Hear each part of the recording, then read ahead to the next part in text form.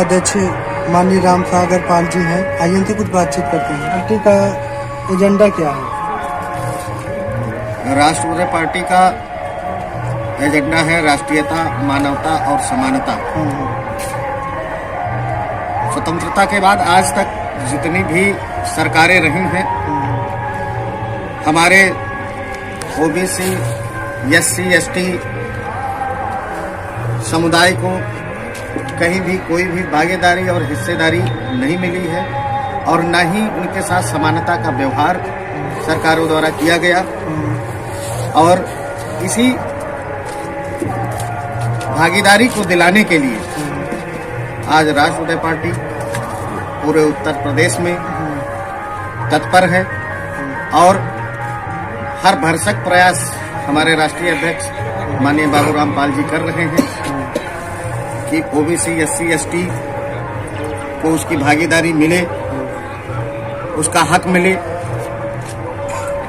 बस इसी पर काम, यही हमारी पार्टी का एजेंडा है, इसी पर मेरी पार्टी काम कर रही है और इसी पर जो है सभी लोग जो एकजुट होकर हमारा एससी, एसटी, ओबीसी समुदाय पूरा भागीदारी लेने के लिए राष्ट्रीय पार्टी के साथ में इस 2022 के विधानसभा चुनाव में कंधे से कंधा मिलाकर चल रहा है।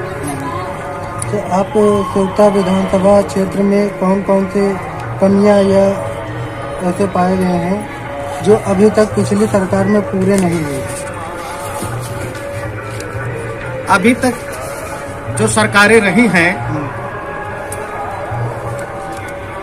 एक बात कही जाती है गांव में कि बकरी को अगर शेर की तकाही करने को दे देंगे तो बकरी बचेगी क्या? जिनका धर्म ही, वेदों में बताया कि जिसका धर्म ही भीख मांगना है, अगर उसका राजा बना दिया जाएगा तो क्या वो बचाएगा हमारे लिए कुछ? तो अब वो दिन लद गए हैं, अब उसको राजा नहीं बनाया जाएगा और हमारा ओबीसी, एससी, एसटी समुदाय पूरी तरह से भागीदारी, जितनी जिसकी संख्या भारी उतनी उसकी हिस्सेदारी के आधार पर अपनी हिस्सेदारी लेने के लिए जाग चुका है। अब किसी भी प्रकार से पूरा 85% समुदाय वो हिस्सेदारी लेकर रहेगा और ये 2022 के चुनाव में पिछली सरकारों को पता चल जाएगा। बहुत बहुत धन्यवाद आपका हमारे चैनल से जुड़ने के लिए। नमस्कार। नमस्कार। सबसे पहले मैं आप लोग को धन्यवाद दूंगा आपके चैनल को। जी। अच्छा, अगर आपको विधायक चुन लेती है तो आप कैसे सेवा करेंगे? बहुत आसान काम है, हर आदमी को विधायक बना देंगे। हर जो अधिकार मेरे पास हैं वही अधिकार, वही सम्मान, वही चीजें उनके पास रहेंगी तो अपने आप आदमी सम्मानित हो जाएगा। इससे बड़ी सेवा क्या होगी? अच्छा, यदि आपको गठबंधन से सीट नहीं मिली तो आप क्या करेंगे? देखिए, ये प्रश्न मेरे अधिकार क्षेत्र से बाहर का है। गठबंधन नहीं हुआ तो क्या करेंगे, इसके बारे में हमारे राष्ट्रीय अध्यक्ष बाबूराम पाल जी और हमारे बगल में राष्ट्रीय उपाध्यक्ष जी बैठे हैं, ये उसका जवाब दे पाएंगे। लेकिन फिलहाल कार्यकर्ता के तौर पे, एक जिला प्रभारी के तौर पे मेरा कार्य है जिस क्षेत्र में पार्टी ने मुझे जिम्मेदारी सौंपी है वहाँ संगठन को तैयार करना और आगामी 2022 के लिए लड़ाई के लिए तैयार रखना। अच्छा, आपको किस आधार पर लगता है कि आप चुनाव जीतेंगे? बहुत आसान है, आप यही इसी क्षेत्र के रहने वाले मुझे लगता है। ये क्षेत्र अभी पिछले चुनाव को आप देखिए, ये क्षेत्र किसका बाहुल्य है? पिछड़ा बाहुल्य है, पिछड़ा बल्कि अति पिछड़ा बाहुल्य है, दलित बाहुल्य क्षेत्र है। तो नेतृत्व तो उसी के हाथ में जाना चाहिए। हाँ, क्योंकि लगभग सबसे ज्यादा जो है यहाँ पे बताया जा रहा है कि दलित बहुमूल्य क्षेत्र है। नहीं, दलित और पिछड़ा, आप यही राजनीति है। यहाँ आदमी दलित को अलग कर लेगा, पिछड़ा को अलग करेगा, गाड़ी अपनी निकाल लेगा।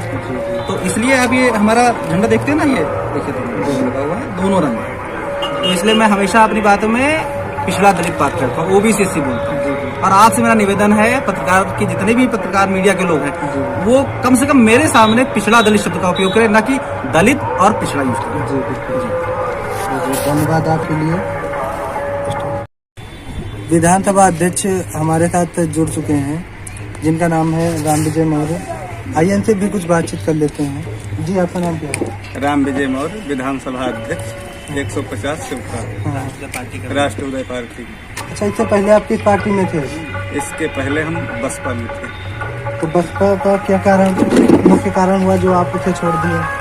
बसपा बार बार यहाँ पर जो विधायक आए वो हारते गए और उनकी आर्थिक स्थिति कम होती गई, इसलिए हम उसको छोड़ करके और दादा भैया ये डॉक्टर आशीष सिंह के साथ राष्ट्रीय पार्टी में शामिल करें। सर ये जो आशीष जी हैं ये कौन है, यहाँ पे क्या है?